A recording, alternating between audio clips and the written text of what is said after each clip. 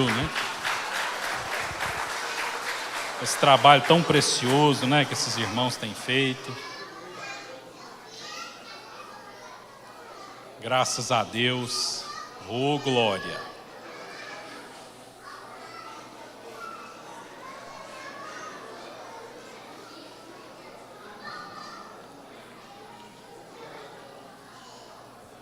Amém, querido. Glória a Deus.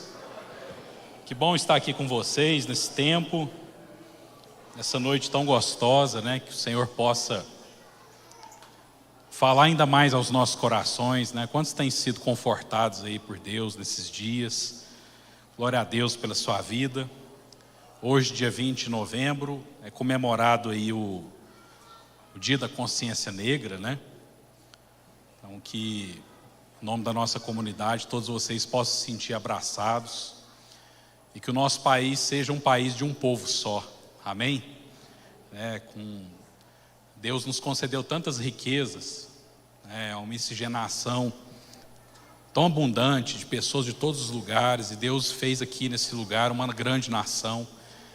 E o meu desejo, a minha oração é que Deus possa realmente fazer cumprir no Brasil a vontade dEle, amém? Hoje também nós tivemos aí a realização do Enem, né, do segundo dia, é isso mesmo, né? Quem pode me confirmar aí? Então, com toda certeza aí nós tivemos aí os nossos jovens fazendo as provas, e que Deus possa abençoar esses irmãos, essas irmãs que se submeteram a esse exame, e que todos nós possamos ser exitosos em nome de Jesus, amém? Cumprimentar você que está na sua casa, você que está aí nos assistindo, da sua residência, do seu trabalho, ou de qualquer outro lugar. Glória a Deus. Vamos colocar aqui a bandeira, né, querido? Aí, ó. Bênção. Nós estejamos sempre, né, em oração pela nossa nação. Você que está aqui conosco, você que está nos acompanhando aí pelas redes sociais, pelas plataformas digitais, que o Senhor possa alcançar a sua vida em nome de Jesus, né? Vamos ter uma breve palavra de oração. Convido você a fechar os seus olhos ou curvar a sua cabeça. Senhor, nós estamos aqui totalmente abertos diante da Tua presença, diante da Tua palavra, porque temos a esperança, Senhor, que o Senhor nos visite com um novo tempo. O Senhor tem nos agraciado de forma sobrenatural. Às vezes nossos olhos não compreendem, o nosso intelecto muitas vezes não discerne as suas coisas, o seu tempo, a sua vontade. Mas o fato é que o Senhor governa todas as coisas estão subordinadas ao seu governo, e nós reconhecemos isso nessa noite, e por isso nós pedimos que o Senhor venha até as nossas vidas, fale aos nossos corações, e que nós possamos ser ministrados e principalmente confortados pela sua palavra, em nome de Cristo Jesus. Amém. Amém, queridos? O tema nosso é esse que está aí proposto, né, no telão para nós. Nós estamos falando aí sobre o novo de Deus em nossos projetos. Quantos aqui são pessoas de sonhos e projetos? Graças a Deus por você que levantou sua mão. E eu peço a Deus que o Senhor possa realmente abençoar os seus sonhos e os seus projetos. Existe sempre algo novo de Deus para mim e para você, querido. Existe algo novo para você que está nos assistindo. O nosso Deus é um Deus de novidades. O nosso Deus é um Deus de boas notícias. O nosso Deus é um Deus de evangelho, de boas novas. E dentre essas boas novas existe sempre um tempo novo. E eu tenho buscado em Deus esses dias, em oração e meditação na palavra, justamente o que o Senhor quer para nós nesse novo tempo que se avizinha, nesse novo tempo que se projeta sobre as nossas vidas, e que nós teremos a oportunidade de experimentar a partir de hoje, amém, querido? Então, pode passar aí o próximo slide. Eu separei ali uma passagem que está no livro de Eclesiastes, muito conhecida, do verso 1 ao 8, eu vou ler para os irmãos porque ficou pequeno ali. Mas se você depois quiser meditar na sua casa, o texto das Escrituras diz assim para mim e para você: tudo tem o seu tempo determinado. Amém, querido? E há tempo para todo o propósito debaixo dos céus. Fala isso para a pessoa que está do seu lado. Tudo tem um tempo determinado. Tudo, querido. E a Bíblia vai além, ela fala que há um tempo para todo propósito debaixo dos céus. E Salomão traz ali uma ilustração exemplificativa de várias situações onde nós podemos contemplar essa realidade. Ele fala assim: há tempo de nascer e tempo de morrer, tempo de plantar e tempo de arrancar o que se plantou. Tempo de matar, é dura a palavra, né? E tempo de curar. Tempo de derribar e tempo de edificar. Tempo de chorar, tempo de rir, tempo de prantear e tempo de saltar de alegria. Tempo de espalhar pedras e tempo de ajuntar pedras. Tempo de abraçar e tempo de afastar-se de abraçar. Tempo de buscar e tempo de perder. Tempo de guardar e tempo de deitar fora. Tempo de rasgar e tempo de coser, tempo de estar calado e tempo de falar. Tempo de amar e tempo de aborrecer. Tempo de guerra e tempo de paz. Porque há tempo para todo propósito que se estabelece debaixo dos céus. E independentemente de todas essas situações que nós colocamos aqui, que Salomão colocou para nós, todos nós aqui estamos num tempo específico. Porque a Bíblia diz que há um tempo de nascer e um tempo de morrer. Quem aqui está pela hora da morte, querido? Ninguém levantou a mão, pastor Horácio. Isso é uma boa notícia. E por uma razão muito simples, querido, porque entre o tempo de nascer e o tempo de morrer, existe uma fração muito valiosa e muito importante do meio do seu tempo, que é o tempo de viver. Então, todos nós estamos inseridos nesse contexto de tempo em que nós precisamos aprender e buscar em Deus o discernimento e o entendimento do tempo dele para as nossas vidas. Porque como nós veremos, querido, uma das grandes crises que nós temos em intuir e entender o tempo que está e que se debate sobre as nossas vidas, sobre a nossa nação, está na dificuldade que nós temos em sincronizar o nosso tempo com o tempo de Deus. Porque existe uma assincronia natural entre a nossa vontade, o nosso tempo, e o tempo daquele que governa todas as coisas. Amém? Próximo slide, por favor. Então, quando nós falamos em tempo, nós falamos primeiramente em algo que, até gastando um pouco de filosofia aqui, que aparentemente não existe. Você consegue pegar nas suas mãos um pouco de tempo? Você consegue comprar tempo em um supermercado, a granel, seja por segundos, horas ou dias? A Bíblia, através de Cristo Jesus, nos ensina que e Cristo nos pergunta assim: é possível você, através do seu intelecto, da sua força, acrescentar um côvado que seja ao curso do tempo da sua vida? Isso não nos é possível, querido, porque o tempo, na verdade, é uma abstração. Nós vivemos dentro de um contexto de eternidade. Amém? Então, quando nós olhamos adiante, nós contemplamos uma eternidade. Quando nós olhamos para o passado, nós também contemplamos essa mesma eternidade. E nós aprendemos a delimitar entre parênteses um período a que nós entregamos o nome de tempo. Então, um tempo nada mais é do que uma variável incontrolável. Você consegue controlar o tempo, querido? Quem consegue aqui? Muitos de nós lutamos contra o tempo, em especial nas marcas que esse tempo traz sobre as nossas sobre os nossos organismos, sobre as nossas faces. Muitas vezes nós lutamos contra as marcas do tempo.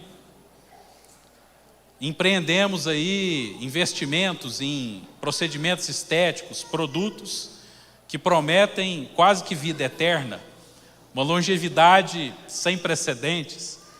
E vez ou outra aí nós vemos algumas pessoas, principalmente personalidades, artistas da televisão, e vez ou outra comenta-se a idade de alguma delas. Eu falo assim, mas essa pessoa não aparenta nunca essa idade, né? Porque Deus, na sua infinita sabedoria, deu para o homem algumas ferramentas que podem, inclusive, disfarçar marcas do tempo. Mas a realidade é que nenhum de nós possuímos qualquer controle sobre algo que é absolutamente incontrolável e que independe da nossa vontade, independe da nossa ação ou mesmo da nossa omissão. Porém, o tempo ele é previsível.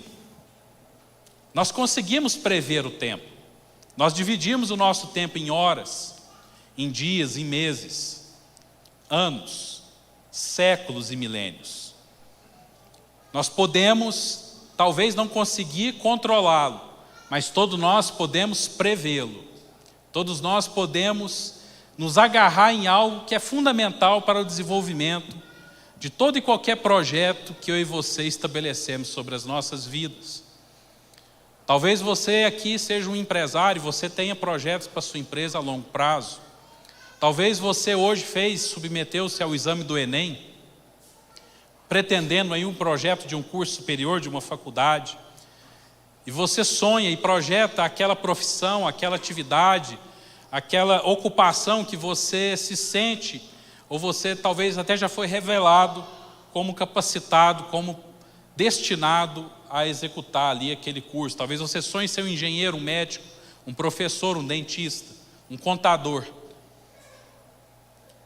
E para tanto você projeta dentro da sua mente a execução de um curso que vai determinar e que vai levar um determinado e necessário tempo. Intuir e descobrir o tempo de Deus para as nossas vidas, querida, é essencial para que nós possamos compreender a nossa existência nessa terra. O próximo, por gentileza, irmão. Pastor Carlos que trouxe essa palavra aí alguns dias atrás para nós, né? Eu fiz ali uma espécie de plágio, mas eu achei bastante assertivo, né? E ele destacando aqui, narrando sobre as características de um projeto. E ele destacou que todo projeto ele precisa ser, primeiro, específico. Então aí, o pessoal que fez o Enem hoje, está aí nos assistindo da sua casa, ou esteja presente aí. Com toda certeza, eu não sei exatamente qual é o mecanismo, se é antes ou depois da prova, que você escolhe o curso para o qual você quer se habilitar, é depois? É depois que você escolhe, mas em um determinado momento você precisará decidir. Olha, você submeteu aquele exame, o que você quer dele? Então os nossos projetos eles precisam ser específicos, e eles também precisam ter um tempo determinado, precisam ter um prazo, amém? Então você se habilita ali a um curso médico, a um curso de medicina, e se eu não me engano são 6 anos de faculdade, é isso, amada, né? 6 anos de faculdade, né? É um tempo bem longo, mas me parece que são necessários em torno de 10 anos para se formar um médico, né? Porque tem ali as residências, né, as especializações que são necessárias para aquele profissional se especializar em uma determinada especialidade médica. Então, o projeto ele demanda um prazo determinado. Então, não é gratuito que a palavra de Deus nos revele no livro de Eclesiastes que há um tempo determinado para todo o propósito. Inclusive para você se tornar um professor, um médico, um engenheiro, um agrônomo, um contador ou até mesmo um simples advogado como eu. O Cristiano está ali, não me deixa falar asneira, mas é assim. Esse projeto ele precisa ser progressivo e ele tem um custo estimado, né? Jesus mesmo nos ensina, olha, se você vai construir uma torre, não tem como você fazer esse projeto se você antes não se sentar, calcular e ver se você vai ter recursos necessários para tanto. E por que essa questão do tempo ela é tão importante, querido? Por favor, a próxima slide. Eu coloquei ali para vocês algo que é conhecido como a matriz de Eisenhower, né? Quem que foi esse cara? Dwight Eisenhower. Foi um general 5 estrelas do exército norte-americano. Um cara que foi responsável por comandar toda a força aliada durante a Segunda Guerra Mundial. Foi um militar extremamente exitoso nas campanhas que empreendeu. Tanto que, pouco tempo depois, veio a se tornar um dos presidentes dos Estados Unidos da América, se eu não me engano, o 34º presidente. E aquele gráfico que está ali é atribuído a ele, eu não sei exatamente se foi ele que criou, mas é atribuído a ele. E aquela ideia ela foi desenvolvida durante a Segunda Guerra Mundial, né? Então, estabelece ali um gráfico entre urgente e importante. Quem sabe diferenciar aqui o que é urgente do que é importante? Existem diferenças, né? Muitas vezes, onde nós nos embaraçamos totalmente na administração do nosso tempo, é que nós justamente não sabemos diferenciar o que é urgente do que é importante. E a verdade é que é muito simples a ideia, né? Ele fala assim, olha, da esquerda para a direita aumenta-se a importância, e de baixo para cima aumenta-se o grau de urgência. Então, nós temos ali 4 quadrantes. O quadrante vermelho representa o que não é importante e o que não é urgente. E é justamente onde a maioria de nós gasta a maior parte do tempo. Eu vou provar para vocês por quê. No quadrante azul, você tem ali o que é urgente, mas o que é importante, mas não é tão urgente. Que são os nossos afazeres do dia a dia. Todos eles têm um grau de importância, mas nem todos são necessariamente urgentes. E é justamente no quadrante azul que nós trabalhamos com um negócio maravilhoso chamado agenda. Quantos aqui trabalham com agenda? Amém. Muitas mãos se levantaram. Se você não tem o hábito de trabalhar com agenda, querido, adote esse hábito. Você com certeza vai ser muito mais feliz no desenvolvimento das suas atividades. E eu vou te demonstrar por quê, né? Ali no quadrinho laranja, está escrito delegar, você tem atividades que são urgentes, mas não são necessariamente importantes, ou não são cruciais. Atividades que você pode delegar. Buscar o pão na padaria pela manhã é algo urgente? Pode ser, mas não necessariamente, mas ele é importante. De tal forma que você pode delegar isso para o seu filho adolescente, que adora acordar bem cedo da manhã, né? Fala assim, meu filho, você vai lá na padaria buscar o pão 6:30 da manhã, né? É importante, mas não é tão urgente. E o interessante é que está lá no quadrante verde, que na minha opinião é o quadrante mais perigoso, é o quadrante do urgente e do importante, que é aquilo que você tem que fazer agora. Você não precisa se levantar a mão, mas pensa com você mesmo. Quantos de nós aqui vivemos predominantemente no quadrante 4, do urgente e do importante?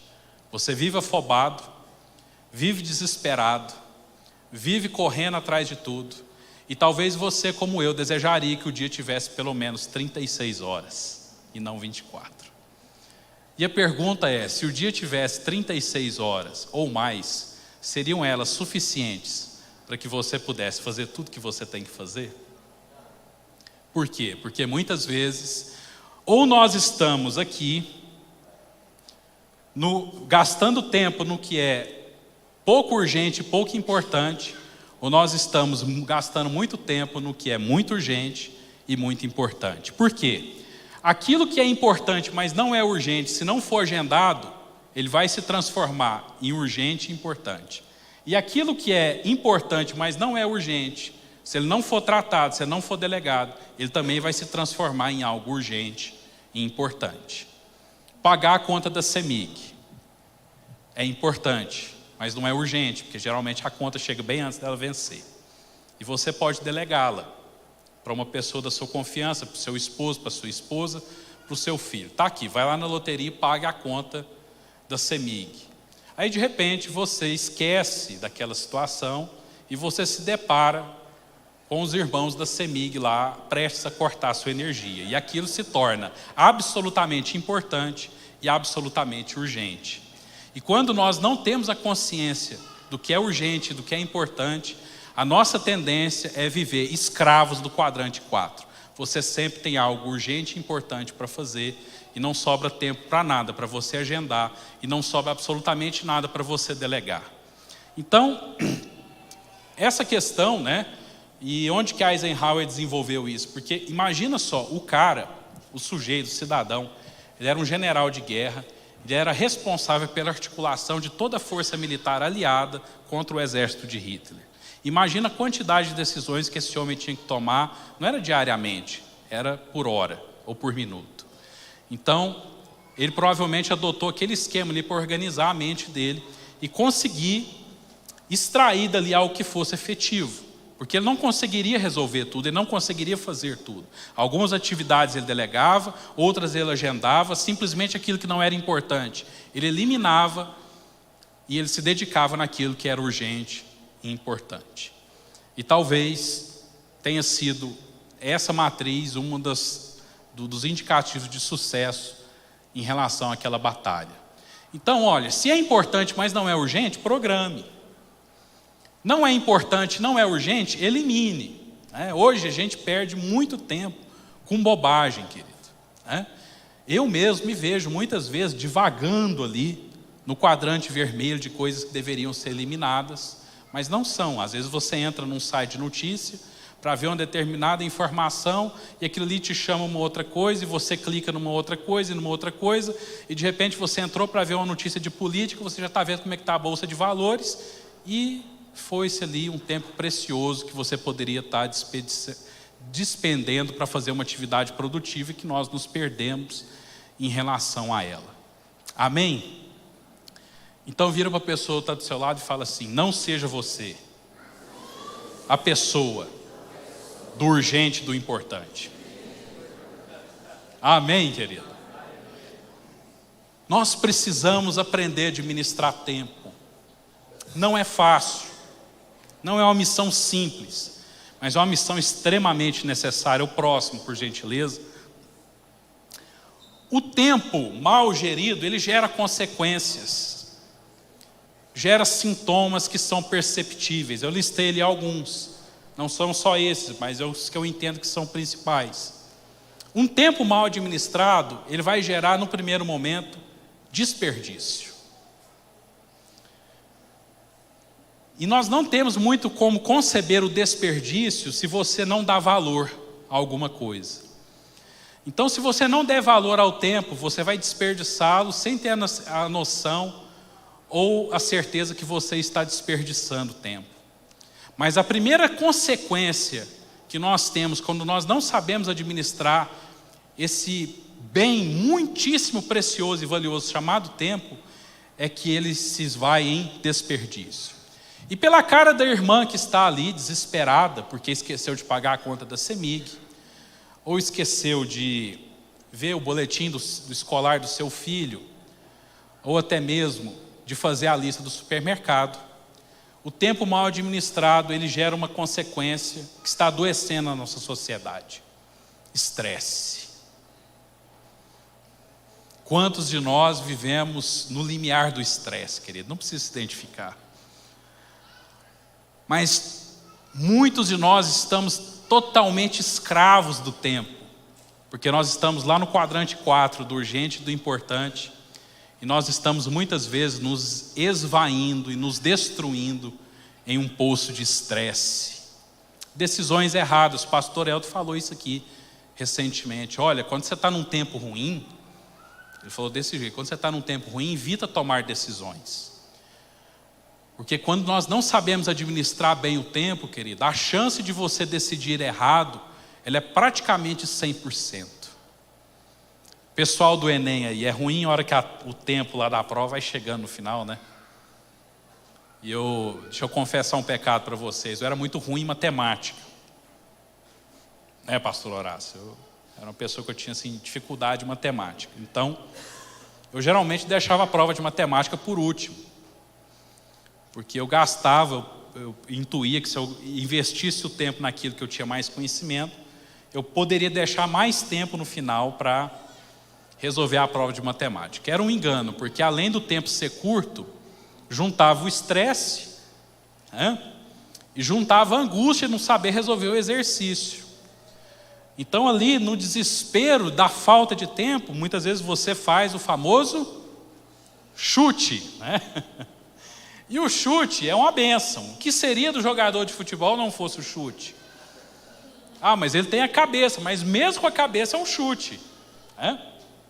O que seria do jogador, o que seria do Neymar Júnior, aí, dos jogadores aí que empreenderam aí essa questão da Copa do Mundo, o que seria deles se não fosse a questão do chute? Mas o chute, ele tem dentro de si, dentro do seu âmago, a capacidade de fazer o gol e de levar o jogador de futebol à glória, ou você tem também a capacidade, dentro do mesmo chute, de isolar a bola para a torcida e cair em desgraça. Então, dentro de uma mesma circunstância, dentro de uma mesma jogada, você tem situações exatamente opostas por conta delas mesmas. Então, Copa de 94, quem lembra aí? Brasil foi campeão, Tetracampeão. Por conta de quê? Por conta de um chute errado, como é que chamava lá? Roberto Baggio, da seleção italiana. O cara chutou por cima do travessão, isso eu lembro, e ele errou, Então assim, glória a Deus por isso, segundo o pastor Horácio.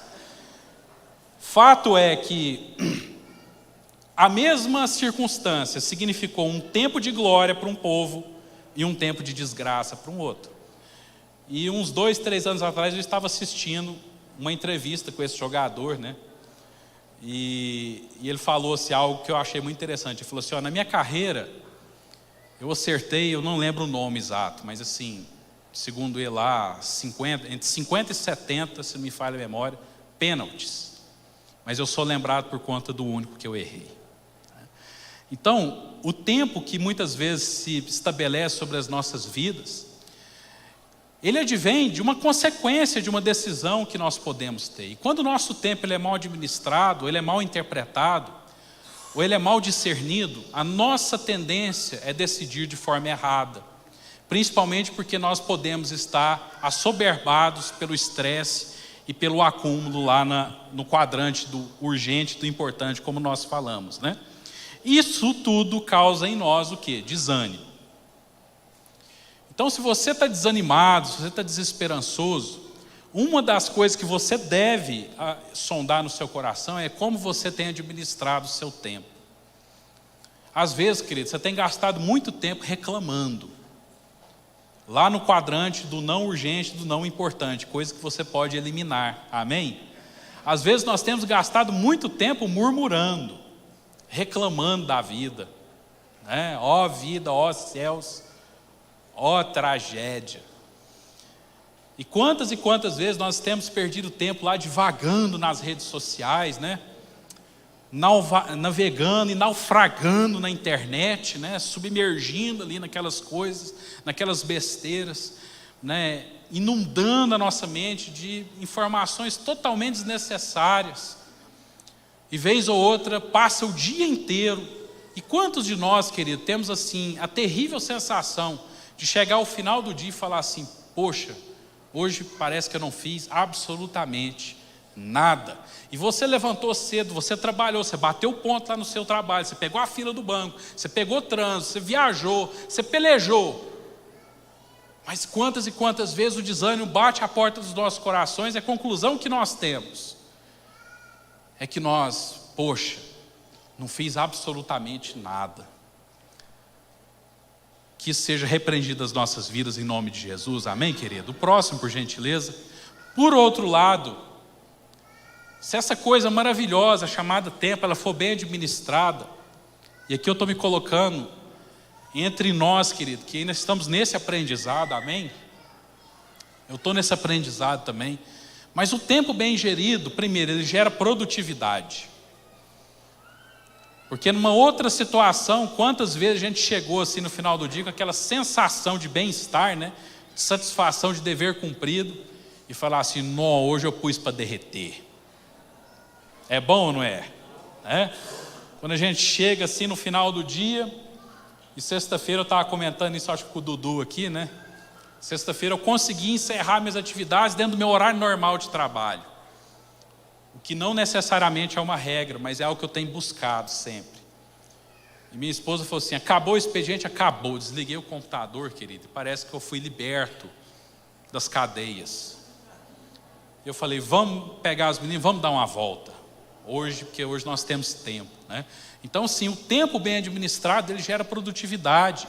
Ele leva à conclusão dos nossos projetos, querido. Quão bom é você começar e terminar algo. Quão bom é você começar a ler a Bíblia e terminar. Né? Lá dentro do nosso cronograma, ou mesmo dentro daquilo que você estabelece. Quão bom é você estabelecer uma meta, um objetivo, um projeto de um curso superior, ou de algo na sua área de saúde, e alcançar aquilo. Aquilo gera um poder de entusiasmo e de satisfação, que é poderosíssimo, não é, querido? Quantas vezes você conclui um desafio que foi complicado, que foi suado, que foi sofrido, mas você chega ao final daquilo, olha aquele projeto concluído e você se sente realizado naquela situação, né? O irmão Cícero está aqui comigo, ó, e ele participou de um projeto maravilhoso lá na nossa vida, que foi a construção da nossa casa. E Deus me deu o privilégio de acompanhar esses irmãos lá no dia a dia, né? Com o trabalho deles ali, a dedicação, gente. É um trabalho, querido, maravilhoso. Sabe? É um trabalho de artista, coisa de Deus, né? E como foi bom, né, irmão? A gente chegar no final, né? A gente ter começado e ter acabado. Sabe? Como isso é gratificante. Como isso incentiva, né? Como isso é algo que nos leva para frente. Às vezes você passa de frente a um lugar, né, principalmente assim, infelizmente é uma realidade do nosso país, mas uma obra pública, né, e vez ou outra você passa naquela situação, aquela obra está paralisada, aquilo ali com o tempo vai sendo tomado pelo abandono, pelo mato, vai se destruindo, vai se desfalecendo, terrível, obras inacabadas, mas um tempo bem gerido, um tempo bem administrado, leva você ao sucesso, amém, querido? Colocamos ali também satisfação, dever cumprido e principalmente o tempo bem administrado gera para mim e para você descanso. Vira para a pessoa que está do seu lado e fala assim, você vai descansar. Oh, glória a Deus. Você pode aplaudir o Senhor por isso, querido? Nosso Deus é um Deus de descanso. Jesus fala assim, irmão, seu fardo está pesado, joga ele fora. Para de gastar o seu tempo reclamando, discutindo por causa de política. Ore pelo Brasil, mas não perca tempo discutindo por política, querido. Porque nós temos que ter fé, tanto para ganhar como para perder. Amém? Se nós não tivermos fé para ganhar, nós nos tornaremos pessoas soberbas e arrogantes. Se nós não tivermos fé para perder, nós seremos pessoas autodestrutivas. O Senhor não quer isso de nós. O Senhor quer que a gente possa discernir o tempo dele sobre as nossas vidas. Porque isso sim nos levará ao refrigério e ao descanso. Próximo, por gentileza, irmão. O propósito de Deus se revela no tempo. Amém? Qual o tempo? Não sei. Porque como eu disse para vocês, existe uma assincronia entre o nosso tempo e o tempo de Deus. O irmão Cícero está ali, às vezes eu ia lá na obra e ficava pressionando os meninos, né? Porque eu achava que o recurso não ia dar e o tempo estava passando, né, irmão? Me perdoa, viu, irmão? Né? Se às vezes eu exagerei, né? Mas por quê? Porque ali no meio daquela construção eu não tinha conseguido ainda discernir, viu, Cícero? A sincronia entre o meu tempo e o tempo de Deus. Um dia eu chamei esse irmão, sentei lá, porque ele era o responsável pela obra, né? Nós nos submetemos à liderança dele lá, né? que nos conduziu com tanta graça, viu, irmão? Agradeço muito a sua vida, viu? Vamos aplaudir esse irmão, gente. Se vocês não conhecem esse irmão, vocês têm que conhecer ele. Ele, a família, a esposa, eles são pessoas extraordinárias. Aí eu peguei e falei assim: irmão, então tá certo, eu vou deixar agora Deus tomar conta. E quando eu saí do comando da obra e Deus entrou no comando da obra, foi totalmente diferente, não foi, irmão? Por quê?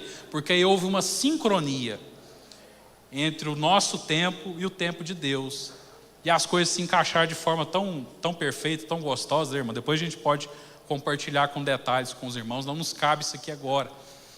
Mas, e para todo mundo, às vezes, que pergunta: quanto tempo você gastou lá? E a gente fala, todo mundo fala assim: não, mas foi muito rápido. E eu falo assim: eu preciso pedir perdão para o irmão lá, porque às vezes eu ficava pressionando, né? E achava que estava demorando demais, mas não, o tempo não só estava certo, como a partir do momento que eu permiti que ele se sincronizasse com Deus, tudo se encaixou e fez sentido. Próximo, por gentileza. Olha só que promessa maravilhosa, né? Que a Bíblia nos traz, né? Lá no livro de Jeremias, fala assim: eis que vem dias. Fala isso para a pessoa do seu lado: eis que vem dias. Deixa o seu coração sonhar como o meu, amém, querido? Eis que vem dias, diz o Senhor, em que levantarei a Davi, como o Dudu profetizou aqui para nós, um renovo justo. E rei que reinará, e agirá sabiamente, executará o juízo e a justiça na terra. Nos seus dias, diz o Senhor, Judá será salvo, Israel habitará seguro. Será este o seu nome, com quem será chamado: Senhor, justiça nós. Esquenedu e Yavé. Esse é o nosso Deus. O nosso Deus é um Deus de justiça, no tempo dele. Você pode dar mais um aplauso para o Senhor? Aleluia. Porque de duas uma, querido: ou o nosso coração se alimenta pela fé dessa palavra, e nós enxerguemos isso no tempo de Deus, que se não estabeleceu ainda vai se estabelecer, ou nós estamos condenados a viver no esquecimento e no desespero. Mas a Bíblia diz que eis que vem dias em que a justiça reinará nessa terra. Isso precisa confortar o meu coração, o seu coração. Próximo, por favor, querido. Porque Jesus, indo lá já para frente, né, no Novo Testamento, a Bíblia nos diz que, indo para Nazaré, no Evangelho de Lucas, no capítulo 4, tem essa passagem, né? Indo para Nazaré, onde fora criado, entrou num sábado da sinagoga, segundo o seu costume, e levantou-se para ler. Olha que atitude ousada de Jesus. Então lhe deram um livro do profeta Isaías, e abrindo o livro, achou o lugar onde estava escrito: o Espírito do Senhor está sobre mim, pelo que me ungiu para evangelizar os pobres, enviou-me para proclamar libertação aos cativos e restauração da vista aos cegos, para pôr em liberdade os oprimidos e apregoar o ano aceitável do Senhor. Tendo fechado o livro, devolveu ao assistente e sentou-se, e todos na sinagoga tinham os olhos fitos nele. Então passou Jesus a dizer-lhes: o quê? Que dia? Amanhã. Depois da manhã. 1º de janeiro de 2023. Hoje, fala a pessoa que está do seu lado: hoje se cumpriu a escritura que acabais de ouvir. Essa profecia por meio de Isaías, pastor Carlos, 700 anos, em torno de 700 anos antes. O que pensaram as pessoas que talvez leram o livro do profeta Isaías e não tinham testemunhado essa profecia se cumprir? Só tem dois tipos de pessoas: as que creram que um dia aquele tempo sobreviria sobre a terra, ou as que simplesmente desconsideraram aquela palavra, porque às vezes acharam somente uma poesia bonita. E quantos de nós estamos lendo a Bíblia, ou nos alimentando da palavra por qualquer outra fonte que seja, e simplesmente encontrando nela uma poesia bonita, uma palavra de autoajuda num momento de consolação? Essa escritura que eu e você temos nas mãos, querido, ela é o poder de Deus nessa terra. Então nós precisamos entender que 700 anos depois, o escolhido de Deus se levantou nessa terra e falou assim: hoje se cumpriu essa escritura. Hoje se cumpriu essa promessa. Que hoje, querido, seja o cumprimento da vontade de Deus sobre a sua vida. Que hoje, nessa geração, seja o cumprimento da vontade de Deus sobre Araguari, sobre o Brasil, sobre Israel. Que a nossa geração, nesse tempo, possa testemunhar a sincronização do nosso tempo com o tempo de Deus, querido. Você toma posse dessa palavra? Gostaria que você se colocasse de pé. Acho que acabou, né, irmão? Pode passar, por gentileza. A gente está no final. O pessoal do louvor pode subir. E eu queria que você levasse a reflexão para sua casa. Como você tem administrado o tempo? Porque nós não temos controle, querido, sobre o tempo de vida que nós teremos. Só que a mesma hora que passou para mim aqui agora, passou para todos nós. Né, Marquinhos? O mesmo minuto, o mesmo segundo que eu tive direito, você também teve. E enquanto nós estamos entre o tempo de nascer e o tempo de morrer, como nós temos vivido o nosso tempo de viver? Como nós temos investido o nosso tempo? Será que nós estamos nos perdendo? Nos afogando no estresse, no desespero, do urgente, do importante? Será que nós estamos na letargia do não importante, do não urgente, gastando ali todo o nosso esforço, todo o nosso recurso de tempo? Será que nós temos deixado para agir somente na urgência, somente na escassez do tempo? Mas o fato é que hoje, como o pastor Elton declarou aqui, durante o momento de ministração do louvor, existe um tempo de cura, de restauração. Existe um tempo de renovo sobre a sua vida, meu irmão. Você que talvez esteja angustiado, esteja triste, cabisbaixo, desanimado, por qualquer que seja a circunstância.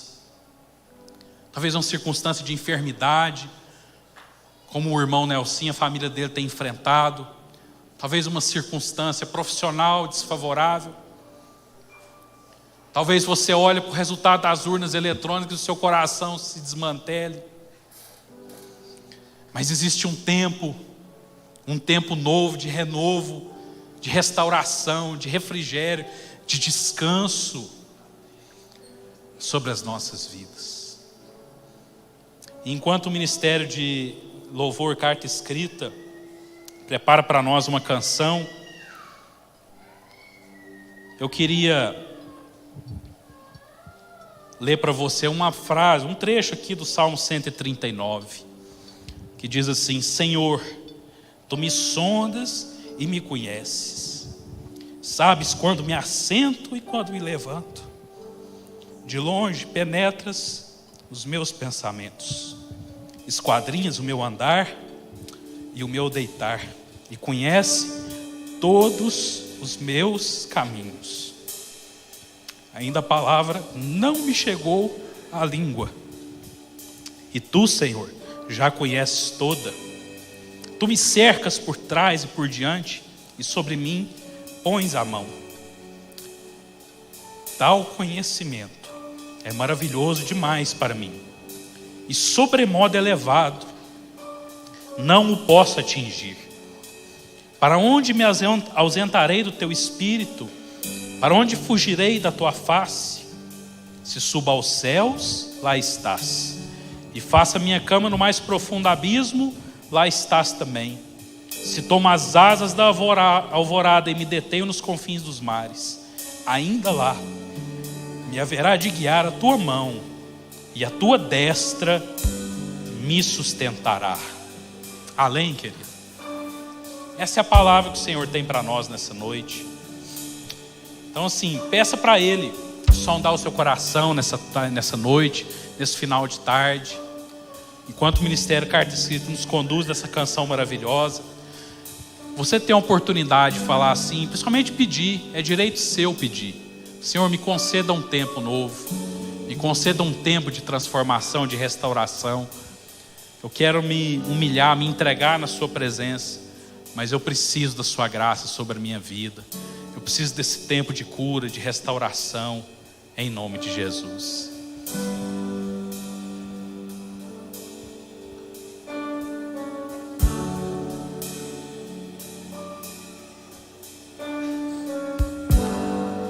Dei tantas voltas e não. Aleluia. Os muros não vieram ao chão, mas o meu Deus jamais falhou. Aleluia, Ele jamais falhou, querida. Deixa Ele segurar nas suas mãos.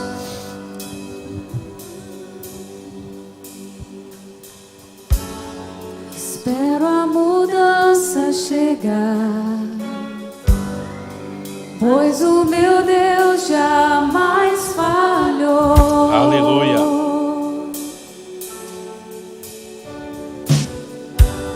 A tua promessa sempre estará de pé. Tu és fiel. Descansa em tuas mãos. Minha confiança é: meu Deus jamais falhou. Aleluia. Glória a Deus.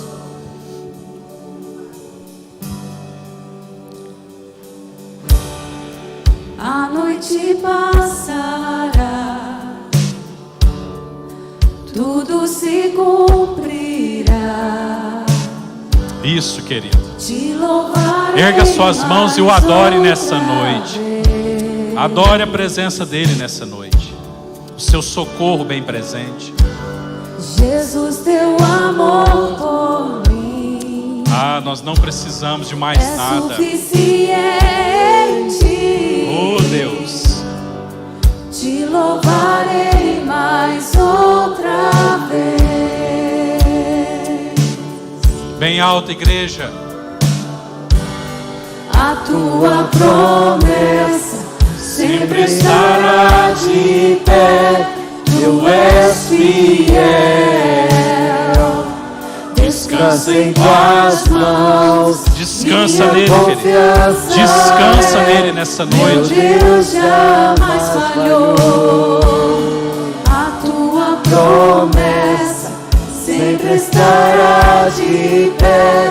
Tu és fiel. Descansa em tuas mãos. Minha confiança é: meu Deus jamais falhou.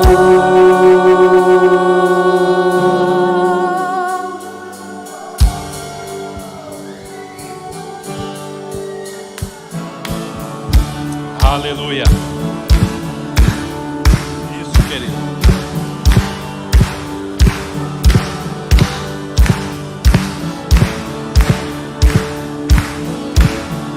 Veja o Senhor se levantando por você. Já vi mover montanhas. O Senhor é aquele que luta as suas batalhas. Meu Deus fará. Ele escuta o seu clamor, Ele é o seu socorro. No momento de angústia, de aflição. Eu creio que Creia, creia, creia, creia, creia. Aleluia, creia, igreja. Veja, veja as montanhas se movendo, os vales se aplanando, o poder de Deus agindo na sua casa, na sua família, nos seus negócios. Esse é o nosso Deus, é o Deus do impossível. Já vi mover montanhas. Eu creio que meu Deus fará outra vez. Caminho abriu no impossível. Eu creio que meu Deus fará outra vez. Meu Deus fará outra vez.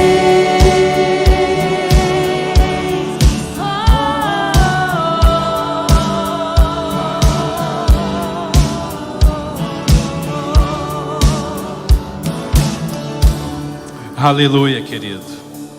Houve um tempo em que tudo parecia ter se perdido. Houve um tempo em que as trevas tomaram conta da terra. O desespero, a desolação aplacaram a humanidade, porque pensaram ter vencido o Filho de Deus colocando-o numa cruz, até um sacrifício de morte. Mas no tempo de Deus, Jesus ressuscitou dentre os mortos, e a terra pôde testemunhar da glória de Deus, através da remissão dos nossos pecados, do perdão das nossas dívidas. A esperança ressurgiu para jamais ser vencida. E é por isso que nós somos indestrutíveis, porque nós fomos comprados pelo sangue de Jesus. E talvez hoje, aqui nessa noite, exista alguém que precisa receber o cumprimento dessa palavra na sua vida. E quando eu convido a igreja para estar de olhos fechados, eu questiono e pergunto se existe alguém aqui nessa noite que deseja receber Jesus como seu Senhor e suficiente Salvador. Eu tinha 16 anos quando eu tomei essa decisão, e ela mudou completamente a minha vida. E é por isso que eu não posso me furtar da responsabilidade e do dever de indagar se existe alguém aqui nessa noite. E caso exista alguém assim, eu preciso que você levante a sua mão, você dê um sinal para mim. Se existe alguém aqui nessa noite que precisa receber, como eu, a Jesus como seu Senhor e Salvador. Se existe alguém aqui, eu preciso orar por você, você faça um sinal para mim. Eu não vejo mãos levantadas. Não há ninguém. Graças a Deus, todos nós já estamos alcançados pela salvação. Já vimos o mover montanhas. O poder de Deus está aqui. E Ele quer abençoar a sua vida, a sua casa. Eu peço que o Senhor abençoe realmente os seus sonhos, os seus projetos, e conceda a você e a sua família um tempo novo. Que o Senhor abençoe a sua vida. Nós estamos encerrados em nome de Jesus. Deus abençoe, querido.